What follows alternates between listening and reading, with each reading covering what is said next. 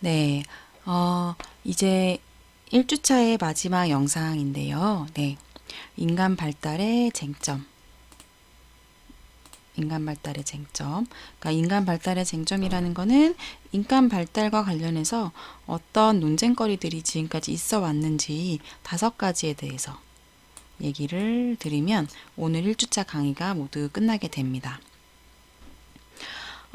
사실 이게 내용 자체가 좀 이론 위주의 내용이고, 그래서, 안 그래도 좀 뭐라고 할까요? 지루하실 수 있을 것 같은데, 온라인 강의라서 일방적으로 영상을 보셔야 돼서 좀 더 지루하실 수 있을 것 같아요. 그렇지만 이제 한 20분 남짓 남았으니까 조금만 힘을 내셔서 마지막까지 강의를 잘 들어주시면 감사하겠습니다. 넘어가도록 하겠습니다. 발달에 관한 중요한 이제 쟁점들이 여기서 나오게 되는데요. 5가지가 있습니다. 하나, 둘, 셋, 넷, 다섯. 그래서 오늘 이 5가지를 얘기를 하면 오늘 강의는 끝나게 돼요. 네. 그래서 일단 발달의 본질에 대한 게 하나 있어요. 발달의 본질. 발달 과정에서 영향을 미치는 주요 요인은 무엇인가? 이거는 이걸 얘기하는 거예요. 결국 유전인가, 환경인가. 사실 이 논쟁은 많이 들어보셨을 거예요. 그렇기 때문에 쌍둥이, 특히 일란성 쌍둥이를 이제 대상으로 해서 이 두 사람의 유전은 이제 거의 뭐 100% 일치하는데 환경에 따라서 어떻게 달라질 수 있는지 이런 걸 본 연구들도 많이 있잖아요. 그래서 발달의 본질은 유전이 더 영향이 큰지 환경이 더 영향이 큰지 요거를 이제 주요하게 쟁점이 있습니다. 여러분은 어떤 게 더 영향이 클 거라고 생각하시는지 한번 자기의 생각을 점검해 보시면 조금 덜 지루하시지 않을까 생각합니다. 그 다음에 2번째는 발달을 유도하는 과정이에요. 이거는 발달의 주 원인이 되는 중요한 과정이 뭐냐? 우리 배웠던 거 성숙, 학습, 성장 배웠던 거 기억나시죠? 오늘 했던 얘기인데 그 중에서 성숙이 발달을 주로 유도하는 거냐 아니면 학습이 더 중요하냐? 어떤 것 같아요? 우리가 인간이 성숙하는 게 더 발달에 중요한 과정일까요? 외부로부터 학습을 하는 게 중요한 과정일까요? 이것도 한번 본인의 생각을 점검해 보시기 바라고요. 그 다음에 우리 발달의 결정적 시기가 또 있어요. 결정적 시기라는 말 많이 들어보셨죠? 네. 그래서 발달의 결정적 시기라는 게 정말 있나? 그리고 결정적 시기는 발달 속도와 어떻게 관련이 되는가? 요거에 대해서도 학자들이 여러 쟁점들을 가지고 있습니다.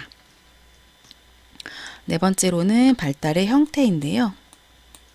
발달은 점진적이고 계속적으로 이렇게 쭉 등산하듯이 계속해서 이루어지는 건지 아니면 계단을 오르듯이 예를 들면 여기서는 절대 안 됐던 게 여기서는 뿅 하고 갑자기 되는 계단을 오르는 것처럼 비약적으로 이루어지는 건지 요 점진적인 건지 비약적인 건지에 대한 쟁점이 또 존재합니다. 마지막으로 초기 경험은 어린 시절을 얘기하는 거고요. 아무래도 이제 후기 경험은 성인기 이후에 더 이야기하는 게 가까운데 그랬을 때 발달에 있어서 어린 시절 경험이 중요한 건가 아니면 나중에 뭐 청년기나 성인기 이후의 경험이 더 중요한 건가 이런 거에 대해서도 쟁점이 있습니다. 그래서 이제 간단하게 이 5가지 쟁점에 대해서 전체적으로 쭉 살펴봤고요. 이제 각각에 대해서 조금씩 얘기를 하고 네 그렇게 진행하도록 하겠습니다. 먼저 유전과 환경, 유전이냐 환경이냐 네 유전과 환경에 대한 이야기인데요. 인간 발달이 유전에 의한 것인가 환경에 의한 것인가 여러분 생각은 어떠신가요? 유전에 의한 것이라는 그 쪽은 정선설이라는 이론이 있습니다. 정선설. 그래서 여기서의 이론은 인간은 남성의 정자나 여성의 난자 안에 이미 완벽한 형상을 갖추고 있다는 거예요. 아무래도 이렇게 이미 완벽한 형상을 갖추고 있다면 이후의 환경의 영향에 크게 달라지는 그런 변화가 없다는 그런 관점이겠죠.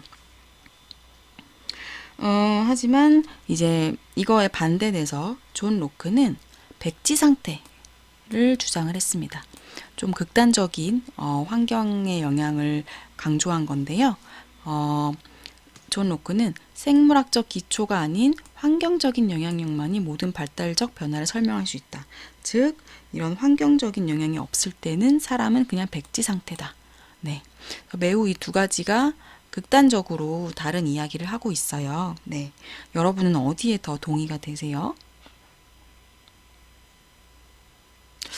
저는 사실 이 두 가지 중에는 좀 더 제 마음이 가는 건 전성설 쪽에 약간 더 마음이 가는 것 같긴 합니다. 네. 그랬을 때 이제 학자들은 여러 이제 논쟁이 있어 왔지만 결국 최근에 와서 뭐 최근이라기보다는 어쨌든 반세기 정도 그런 논쟁을 마치고 난 후에는 결론이 이렇게 났어요. 환경이냐 유전이냐 이렇게 뭐가 맞냐가 아니라 그 두 가지가 어떻게 상호작용하는가 이게 중요하다라고 학자들이 이제 얘기를 하고 있습니다. 인간 발달이라는 건 하나의 영향이 있는 게 아니라 두 가지의 상호작용의 결과라는 거죠. 네. 두 가지 이제 얘기를 볼 수 있는데 단어는 좀 생소하고 어려울 수 있지만 내용은 쉬워요. 인자형이 표현형을 제한한다. 그러니까 이거는 유전에 대한 거고, 요건 이제 환경인 거죠. 네.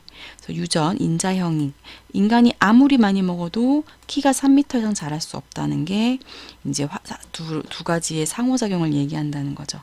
물론 아무리 많이 먹으면 체중은 계속 늘어나는 것 같긴 해요. 하지만 키는 유전인자의 그 미리 설계됐다고 하면 될까요? 네. 그 되어 있는 뭐라고 할까요? 프로그래밍 되어 있다고 할까요? 그렇게 되어 있는 거대로 3m 이상은 자랄 수 없다는 거죠. 또한 반대로도 서로 작용을 하는데 환경적인 요인은 유전적인 잠재력이 실현될 정도와 범위를 제한을 한다는 겁니다. 그래서 지능이라는 게 사실 되게 유전인 것 같고 달라질 게 없을 것 같다고 하지만 환경에 의해서 15점 정도는 달라질 여지가 많다고 합니다. 그래서 유전도 환경에 제한을 걸게 되고 환경도 유전에 제한을 걸게 되는 서로 상호작용을 한다는 게 여기서 중요하다는 거죠. 그래서 우리가 여기서 생각해 볼 부분은 사회가 그럼 인간의 발달, 개인의 발달을 위해서 뭘 해줘야 되나? 그래서 이거는 유전적인 잠재력을 최대한 발휘할 수 있도록 사회는 최적의 환경과 조건적 상황을 조성해 줄 필요가 있다. 요게 이제 환경과 유전의 상호작용에 있어서 우리가 중요하게 생각해 볼 부분인 것 같습니다. 그러면 그 다음 쟁점으로 넘어갈게요. 그 다음 쟁점은 성숙과 학습입니다. 우리가 인간 발달을 하는 데 있어서 성숙이 더 많은 어떤 발달을 일으키는지 아니면 학습이 더 많은 발달을 일으키는지 이거에 대해서도 학자들이 많은 논쟁이 있어 왔습니다. 성숙이 더 중요해 라고 생각하는 사람들은 이제 성숙론자라고 얘기를 할 수 있는데 이 사람들의 주장은 이거예요. 좋지 않은 환경이 인간 발달을 저해하는 요인이 될 수 있지만 기본적으로 사람이 성장하는 것은 성숙에 의존할 수밖에 없다. 이런 얘기를 합니다. 이 말을 들으니까 뭐 맞는 말인 것 같아요. 네. 그러면 학습론자는 뭐라고 하느냐? 학습론자는 발달에 있어서 경험을 하지 않고 발달할 수 있냐? 발달에서 경험이 매우 중요하다. 이렇게 학습론자는 주장을 합니다. 그렇지만 이것도 앞에서 우리가 살펴본 유전이냐 환경이냐 이것처럼 여기서도 성숙이냐 학습이냐 이렇게 갈렸던 게 이거 아니야. 하나가 맞다고 할 수 없어. 성숙과 학습이 결합되어서 발달은 일어나는 거야. 이런 관점이 이제 더 인정을 받고 있죠. 그래서 이것과 관련해서 여기 볼비 아저씨랑 여기 에인스워스 분이 그 학자분 두 분이서 얘기하는 그 사진이 있는데요. 네. 이 두 분이 연구한 게 이제 성숙과 학습의 결합을 보여준다는 거죠. 네. 그래서 생애 초기에 특정한 사람과 애착을 형성하는 거는 우리가 그 성숙하는 과정이에요. 아이가 태어났을 때 생애 초기에는 이런 애착을 형성해야지 이제 그게 성숙의 단계라고 볼 수 있는데, 하지만 우리가 그것을 아무렇게나 선택하는 게 아니라 애착 대상을 선택하는 거는 학습, 경험적인 학습을 통해서 상황에 따라서 결정하게 된다. 그래서 이제 이 연구, 볼비와 앤소어스의 연구 두 가지는 이렇게 성숙과 학습이 결합된 두 가지의 이야기를 하고 있는 것을 우리가 볼 수 있습니다. 그래서 성숙이냐 학습이냐 솔직히 하나만 발달에 뭐가 더 영향을 미치는지를 정하기는 되게 어렵고, 이것도 역시 결합해서 상호적으로 발달에 영향을 미친다고 보시면 좋을 것 같아요. 넘어가겠습니다. 세 번째는 연속성, 불연속성입니다. 발달은 과연 연속적으로, 여기 보면 완만하게 여기 연속적 발달이라고 써 있고요.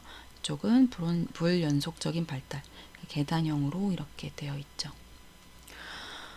발달은 연속적인가 불연속적인가에 대해서도 이제 쟁점이 있어 왔습니다. 그래서 연속적, 불연속적, 여러분 생각은 어떠세요? 인간의 발달은 연속적일까요? 불연속적일까요?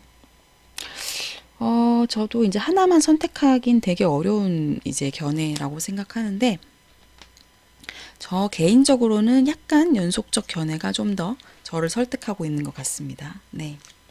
살펴보면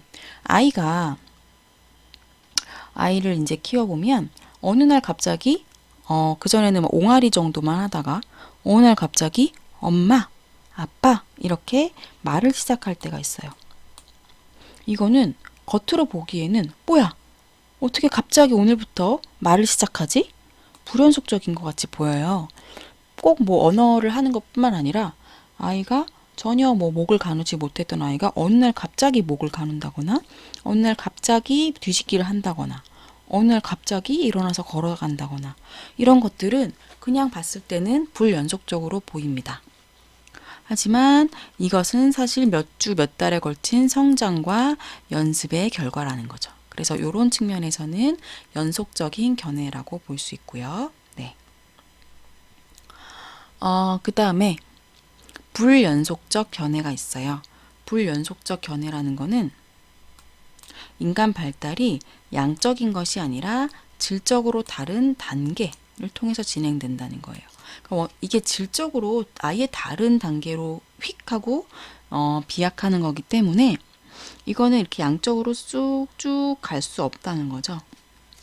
이 사람들이 이 불연속적 견해를 주장한 사람들이 이야기하는 건 추상적 사고의 가능성. 그러니까 이건 뭐냐면 추상적 사고를 어린아이일 때는 하지 못하다가 어느 날 갑자기 추상적 사고를 하게 되는데, 이거는 어떤 뭐 성장과 연습이라기보다는 질적으로 다른 단계로 가는 것이다. 이렇게 얘기를 하는 거고요. 또는 우리가 이제 여성의 경우에 뭐 폐경이라던가 이런 발달을 통해서 생식 기능이 있다가 없어지는 그런 단계로 이렇게 이때도 이렇게 갈 수 있죠. 이게 어떻게 연속적이라고 볼 수 있냐? 이거는 불연속적인 측면이다. 이렇게 얘기를 하는 거예요. 그래서 발달의 연속성과 불연속성에 대해서도 여러 학자들이 논쟁을 해왔습니다. 그러면 네 번째 넘어가겠습니다. 네 번째는 뭐냐? 네 번째는 결정적 시기라는 거예요. 결정적 시기. 자, 인간의 발달은 우리가 전생의 접근법에서도 얘기를 했지만 계속적으로 변화가 일어납니다. 그 변화는 뭐 플러스 방향의 변화일 수도 있고 마이너스 방향의 변화일 수도 있죠. 그렇지만 변화 속도가 일정하진 않아요. 변화 속도는 계속 올라갔다 내려갔다 이렇게 하는 것 같아요. 언제 높으냐면, 네, 그래프가 좀 이상하긴 하지만 뭐 여기 그 신생아기라던가 영아기, 유아기 요럴 때는 변화 속도가 빠르고 또 조금 이게 떨어졌다가 사춘기 때 요때 또 변화 속도가 빠르고 요런 식으로 변화 속도는 차이가 있죠. 그러면 이렇게 변화 속도가 빠른 요 시기 때 이런 거 우리가 요때를 결정적인 시기라고 할 수 있는 거 아니냐. 결정적인 시기라는 게 과연 존재하는가? 이거에 대해서도 쟁점이 생겨났습니다. 그래서 이거는 사실 이 결정적 시기를 가지고 연구를 하는 게 쉽지 않은 게 어떤 사람을 연구 대상자로 이제 선정을 해서 그 사람의 결정적 시기에 그 결정적인 발달을 하지 못하게 막을 수 없잖아요. 그걸 막아버리면 되게 비윤리적인 거잖아요. 언어를 학습할 결정적 시기에 언어 발달을 못하게 하고 일부러 뭐 12세 이후에 언어를 훈련한다거나 이거는 비윤리적이기 때문에 이거를 인위적으로 연구를 하긴 힘들죠. 하지만 이제 우연한 기회에 이런 상황을 우리가 마주할 수는 있는데요. 19세기 초에 이타드 박사라는 분이 빅터를 만나게 됩니다. 요 그림은 이제 실제 그 두 인물은 아니고 그 두 인물을 영화한 그 장면이에요. 그래서 요 아이가 빅터, 이분이 이제 이타드 박사 역할을 하신 거죠. 이제 이타드 박사와 빅터의 관계는 이제 빅터는 이제 일반적인 그런 사회에서 생활을 했던 건 아니고 시골에서 거의 이제 언어적인 그 훈련을 받지 못하고 거의 동물처럼 이렇게 생활을 했던 그런 아이였어요. 12세 이후에 발견됐고, 그래서 이제 이타드 박사가 이 빅터를 데려와서 언어 훈련을 되게 집중적으로 시켰다고 합니다. 하지만 이 아이가 지능이 떨어지는 게 아닌데도 불구하고 언어를 끝내 익히지 못했다고 해요. 그래서 이 지능이랑 상관없이 인간의 언어는 여기서는 이제 2세에서 사춘기 시기라고 이 학자분이 얘기를 하셨는데 이 결정적인 시기를 놓치면 언어를 획득할 수 없는 게 아니냐. 그래서 이제 결정적 시기라는 얘기가 나온 거고요. 이거 말고도 이제 존 머니라는 분은 성 역할 부여의 시기에 대해서도 결정적 시기를 얘기를 해요. 그래서 3, 4세가 되기 이전에는 반대 성 역할에 대해서 좀 더 유연하게 왔다 갔다 할 수 있지만 3, 4세가 이후가 되면 반대 성의 성 역할을 획득하기가 어려워진다고 합니다. 네. 그래서 이제 결정적 시기가 과연 있는 건지 없는 건지 이 부분도 네, 논쟁이 계속 되고 있는 부분이고요. 5번째, 마지막. 초기 경험과 후기 경험의 중요성인데 뭐가 더 중요할까요? 네. 초기 경험이 중요한가? 후기 경험이 중요한가? 초기 경험은 이제 아이일 때, 어린 아기일 때. 후기는 이제 다 크고 나서 생각하시면 되는데 초기의 결핍을 후기 경험으로 극복할 수 있을까? 사실 이제 상담 심리에서는 초기 경험을 매우 중요하게 이야기하고 있잖아요. 네. 초기 경험을 중요하다고 얘기하는 학자들은 이런 거죠. 생후 1년까지 따뜻하고 애정어린 보살핌을 받지 못하면 이후의 발달이 최적의 상태에 이를 수가 아예 없다. 이런 주장을 한 볼비 외의 학자들이 있었어요. 그리고 우리도 이제 많이 알고 있는 프로이드도 부모 자녀 관계에서 5세 이전 초기 경험이 중요하다. 6세 이전 초기 경험이 중요하다. 이런 얘기가 이제 그 정신분석 쪽 그 이후에라도 다른 학자들도 많이 강조하는 부분이죠. 그렇지만 이제 후기 경험의 중요성도 강조되고 있는데요. 인간의 발달은 어린 시절에 결핍으로 딱 정해져서 불변하는 게 아니라 끊임없이 변한다. 네. 우리 전생애적 접근 배울 때 뭐였죠? 유연성? 네. 유연성에 대해서 배웠던 거 기억나세요? 이거는 이제 계속 변화할 수 있다는 거잖아요. 네. 그래서 후기의 경험도 초기의 경험만큼이나 중요하다. 네, 후기의 경험을 통해서 초기 경험의 영향도 달라질 수 있다는 거고요. 그래서 그 아시아 문화권에서는 6, 7세 이후에 겪게 되는 경험이 인간 발달의 중요한 측면이라고 믿기도 합니다. 그래서 이것도 사람들마다 의견이 분분하겠죠. 초기 경험이 중요한가, 후기 경험이 중요한가.